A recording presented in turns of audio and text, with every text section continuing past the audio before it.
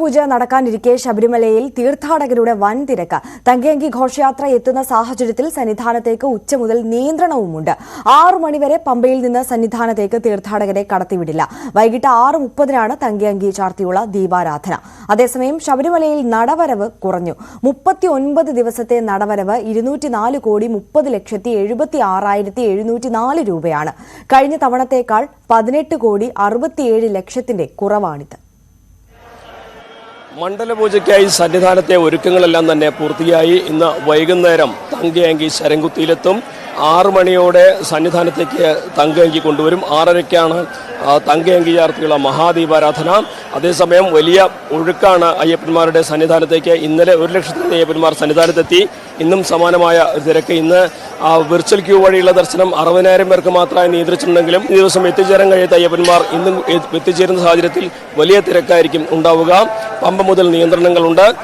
ഇപ്പോൾ വലിയ ഒരു നിര അയ്യപ്പന്മാരുടെ ദർശനത്തിനായുള്ള നിര മരക്കൂട്ടത്തിനും താഴെ എത്തിയിട്ടുണ്ട് എന്നാണ് അറിയുന്നത്. അതുപോലെ തന്നെ നാളെ ആണ് മണ്ഡലപൂജ. രാവിലെ 9:45 വരെ മാത്രമാണ് നെയ്യഭിഷേകത്തിനുള്ള അവസരമുള്ളത്. വലിയ തിരക്ക് മുന്നിൽ കണ്ടുള്ള ക്രമീകരണങ്ങൾ പോലീസിന്റെ ഭാഗത്തും നടക്കുന്നുണ്ട്. അതേസമയം ദേവസ്വം ബോർഡ് പ്രസിഡന്റ് കഴിഞ്ഞ 39 ദിവസത്തെ വരുമാന വിവരങ്ങൾ വാർത്താ സമ്മേളനത്തിൽ വ്യക്തമാക്കി. കഴിഞ്ഞ വർഷത്തേക്കാൾ 18 കോടി രൂപയുടെ കുറവാണ് ഈ തവണ ഉണ്ടായിട്ടുള്ളത് എന്നാണ് അദ്ദേഹം പറഞ്ഞത്. പക്ഷേ സന്നിധാനത്തെ മൊത്തം കടകളുടെ ലേലത്തുക എല്ലാം കൂടി കണക്കാക്കി വരുമ്പോൾ ഈ ഒരു കുറവ് മറികടക്കാൻ കഴിയുമെന്നും ആ കണക്കുകൾ ശേഖരിച്ച് ക്രമീകരിക്കുന്നേ ഉള്ളൂ എന്നാണ് അദ്ദേഹം വ്യക്തമാക്കിയത്. 204,30,76,704 204,30,76,704 704.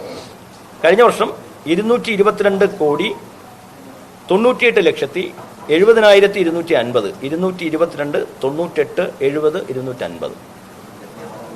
വ്യത്യാസം 18,67,93,546 18 67 93 546. വലിയ തിരക്ക് മുന്നിൽ കണ്ടെന്നുള്ള ക്രമീകരണങ്ങളാണ് സന്നിധാനത്തുള്ളത്. നാളെ മണ്ഡലപൂജ കൂടി പൂർത്തിയാവുന്നതോടെ 41 ദിവസത്തെ മണ്ഡലകാലത്തിന് സമാപനമാകും. നാളെ രാത്രി 10:50 ഹരിവരാസനം ചൊല്ലി നടയടയ്ക്കുന്നതോടെ മണ്ഡലകാലം പൂർത്തിയാകും. തുടർന്ന് 30-ാം തീയതിയാണ് മകരവിളക്ക് തീർത്ഥാടനത്തിനായി ശബരിമല വീണ്ടും തുറക്കുക.